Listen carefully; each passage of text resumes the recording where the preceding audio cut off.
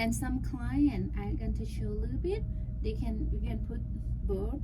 You put your feet, but you have to practice it. Put palm on the hip joint, and then cover that and lift and up. But this one, I didn't put my weight on client. I have to hold in my body.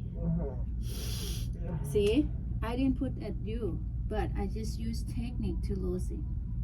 See, okay. But some client they can do. You can do 2 feet, but okay. Let's try. Okay, and one I put the bottom hip. See, and then I go like that.